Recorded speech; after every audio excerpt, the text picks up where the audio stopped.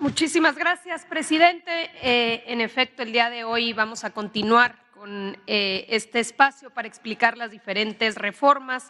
El día de hoy nos acompaña Adelfo Regino, titular del Instituto Nacional de Pueblos Indígenas, que nos va a dar un poco más de detalles sobre de qué trata esta iniciativa de reconocimiento de los pueblos y comunidades indígenas y afromexicanos, que tiene diferentes elementos, desde la libre determinación, elegir las autoridades, la consulta libre. Entonces, es una reforma fundamental que habrá de discutirse en el seno del Congreso. Le vamos a pasar la palabra para que pueda explicarnos a mayor detalle. Adelante, Adelfo. Gracias, secretario. Con permiso, presidente. Adelante.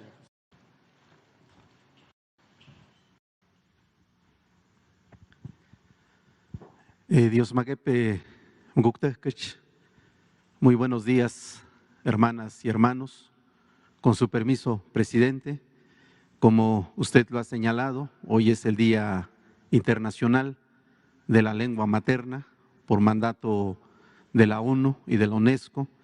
Y el día de hoy, pues queremos presentar a ustedes el contenido y los alcances de la reforma constitucional sobre los derechos de los pueblos indígenas y afromexicanos, que ha sido enviado por el presidente de México este día 5 de febrero al Congreso de la Unión para darle un nuevo rostro y espíritu a la Constitución mexicana. Y en esta lámina podemos apreciar la presencia de los pueblos y comunidades indígenas y afromexicanas a lo largo y ancho del territorio nacional, y por eso el primer punto de esta reforma constitucional es reconocer a México como una nación pluricultural y multiétnica, en donde existen 70 pueblos indígenas y el pueblo afromexicano en todo el territorio nacional, desde Baja California, donde están los pueblos yumanos, hasta la península de Yucatán, donde está el pueblo maya.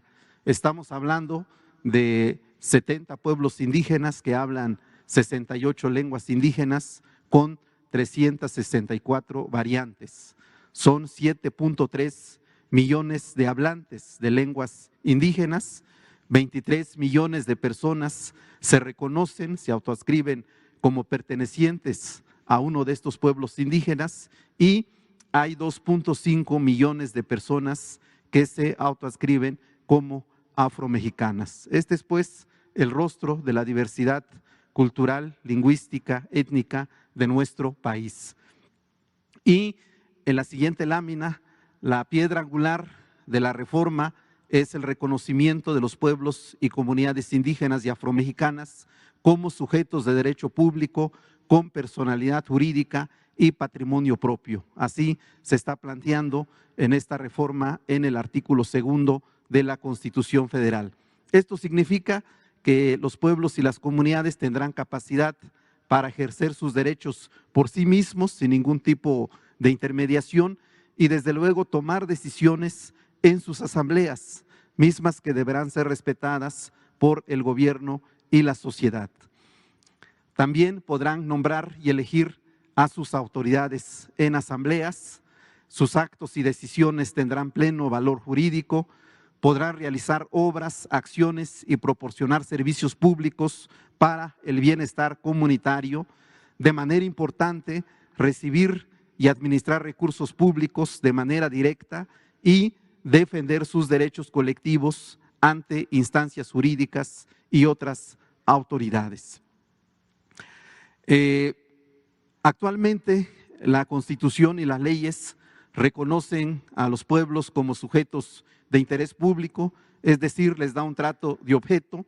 Esto así es tratado como objeto, sujeto de protección, de tutela y asistencia de las normas políticas y acciones del gobierno y de terceros. Ahora, de lo que se trata es que en la nueva iniciativa es que sean considerados como sujetos que tendrán capacidad plena para ejercer sus derechos y establecer una relación de respeto, diálogo y coordinación con el gobierno y la sociedad. Este es el cambio fundamental que se está planteando, pasar de ser sujetos de interés público a ser sujetos de derecho público. A partir de este reconocimiento se fortalecen los ámbitos y mecanismos para el ejercicio de la libre determinación y autonomía, particularmente en cuanto al fortalecimiento de sus formas de gobierno, la jurisdicción indígena, el patrimonio cultural, las lenguas indígenas y la propiedad intelectual colectiva. Esto es muy importante a propósito de los plagios que se dan con relación a los diseños artesanales. También la participación en la construcción de modelos educativos, la medicina tradicional y las personas que lo ejercen. Esto ha sido muy importante ahora que se ha vivido los tiempos del COVID. Nuestros médicos tradicionales han tenido un papel muy relevante y por eso la importancia de este reconocimiento. También el reconocimiento del hábitat, la bioculturalidad, la integridad de sus tierras y lugares sagrados. Como ustedes recordarán, el día 9 de agosto del año pasado, el señor presidente emitió un decreto por el que se reconocen los lugares sagrados de los pueblos Wixárika, Nayari, Odam o Audam y Mexican. También se plantea en el marco de la autonomía su desarrollo integral y, como decía la secretaria, algo muy importante es que ahora se le dará base constitucional a la consulta previa, libre e informada. A partir de estos derechos se establecen también en la iniciativa un conjunto de derechos y deberes, obligaciones para el Estado, en particular la de impulsar el desarrollo comunitario y regional. Hemos estado sobre esta base en este gobierno haciendo los planes de justicia, inició allá con el pueblo yaqui, ahora tenemos 17 planes de justicia en todo el país.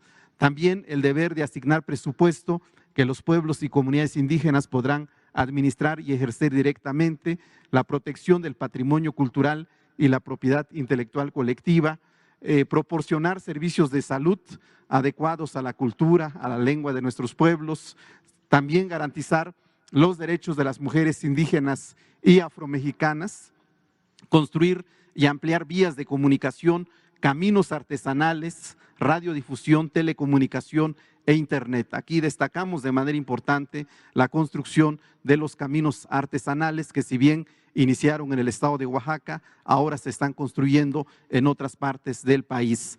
De manera importante reconocer las formas organizativas de residentes inmigrantes indígenas, sobre todo en los contextos urbanos, así como el vínculo con sus comunidades de origen. Y finalmente esta obligación de celebrar las consultas ante actos administrativos y legislativos que sean susceptibles de afectarles. También en la reforma, en la iniciativa de reforma, se propone fortalecer en el apartado C todo lo que tiene que ver con los derechos de los pueblos y comunidades afromexicanas. Se establece una definición constitucional, se les da el carácter de sujetos de derecho público y se reconocen derechos específicos. También se está creando un nuevo apartado B en donde se está reconociendo y garantizando los derechos de las mujeres indígenas y afromexicanas a la participación, toma de decisiones, a la educación, la salud, la propiedad y posesión de la tierra y demás derechos humanos. Y también un catálogo de derechos de la niñez, adolescencia y juventud indígenas y afromexicanas. Una vez adoptada esta reforma constitucional, se va a crear una ley general que establezca las normas y mecanismos que aseguren el respeto y ejercicio efectivo de los derechos reconocidos. Hoy, lamentablemente, no tenemos una ley reglamentaria en la materia, como sucede con muchos otros artículos constitucionales. Ahora se pretende que haya una ley general. También a nivel de las constituciones y entidades federativas, pues tendrán que armonizar sus constituciones y leyes, y también se tendrán que hacer modificaciones administrativas para adecuarlas a la reforma en el marco del Poder Ejecutivo Federal. Finalmente, es importante destacar que esta iniciativa de reforma constitucional recoge los resultados obtenidos en el proceso de diálogo y consulta con los pueblos indígenas y afromexicanos celebrados del año 2019 al 2021. Es muy importante destacar que aquí está la palabra de las autoridades indígenas y representantes que participaron en este proceso, siguiendo esta premisa farista de que con el pueblo todo, sin el pueblo nada.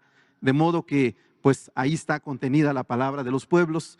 Y bueno, pues nosotros afirmamos que esta reforma es un acto de humanidad, es un acto de elemental justicia social, es un elemento constitutivo de la cuarta transformación de la República que encabeza usted, presidente, y pone en práctica la premisa que nos ha iluminado, que nos ha guiado en este gobierno, de que por el bien de todos, primero los pobres, los más humildes y olvidados, en especial nuestros pueblos y comunidades indígenas y afromexicanas. Muchas gracias, presidenta, y quiero entregarle en este momento una edición de la revista de México Indígena que hemos hecho para este efecto,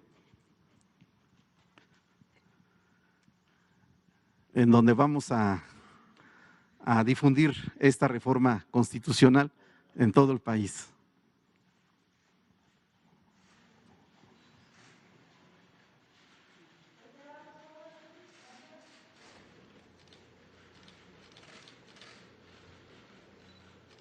Muchas gracias.